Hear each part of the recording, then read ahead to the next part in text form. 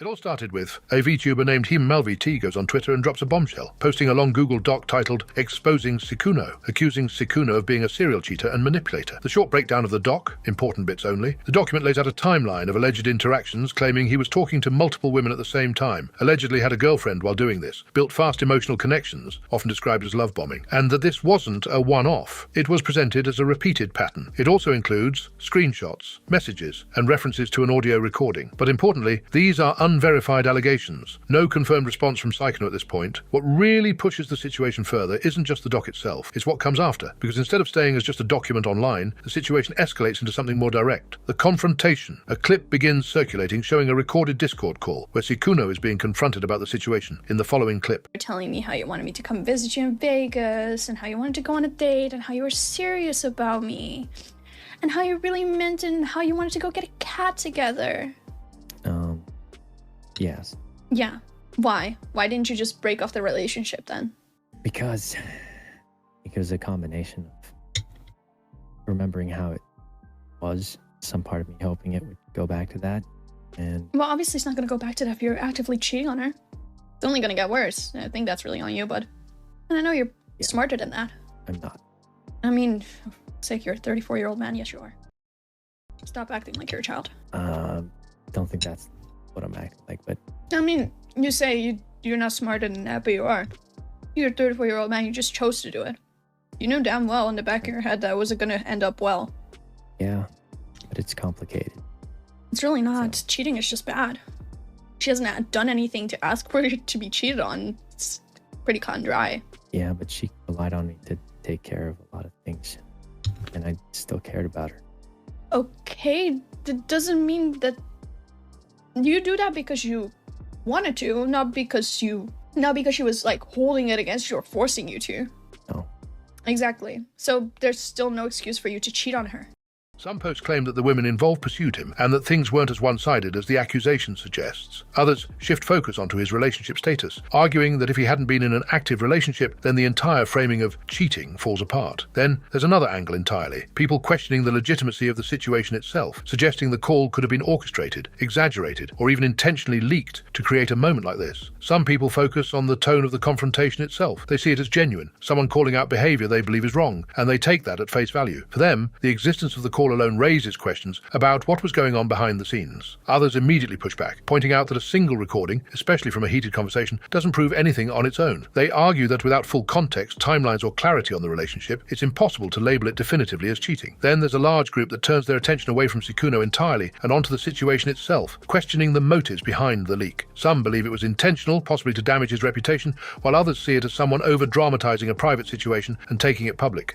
The situation around Sykkuno had already blown up. Private call leaks, accusations, conflicting narratives, and people across the space were slowly reacting in real time. Some stayed quiet, others spoke carefully. But then, Valkyrae gave a short, simple response. Disappointing. That's when XQC jumps in. He calls out what he sees as inconsistency, not necessarily defending Sykkuno outright, but questioning why Ray is willing to publicly comment on this situation, while, in his view, staying silent on other controversies involving different creators. What? Where is all this energy for Kaya the shock dog? It was radio silence because the master of the orchestra was orchestrating people to not speak, avoid this, do that. Because, again, his current social value is elevated. So, since his value to them is elevated, everybody is extremely soft to that. To the point where they're getting directed on what to do. Sykkuno is the social value, is almost his currency in that way has gone down a little bit, right? At least in their eyes. So X, thanks for the streams, he's bro. the bad guy. You have no...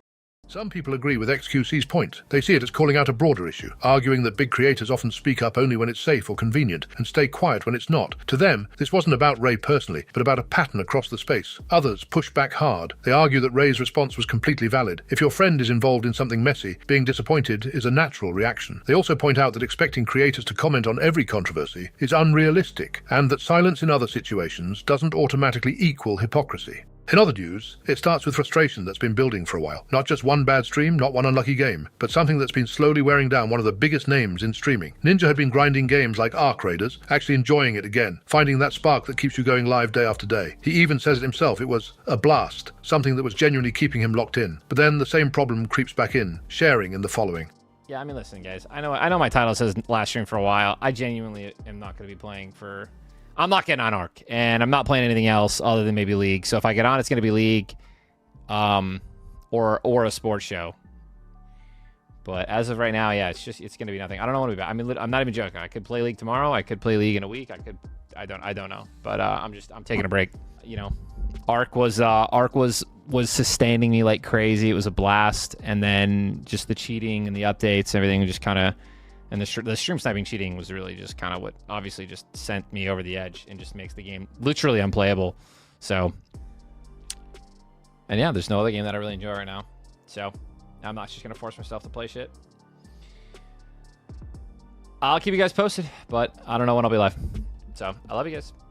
Thank you for watching. Thank you for tuning in. Hope you enjoyed the sports show. I'll see you guys in a little bit.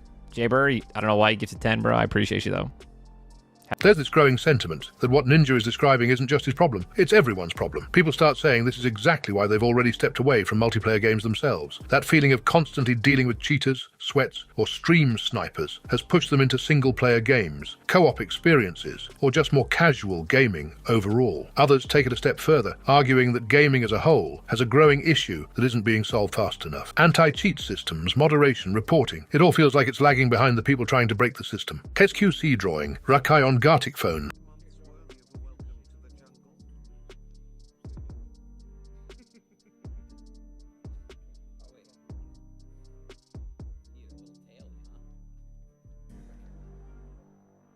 Welcome, Sykkuno, to the Champions Club.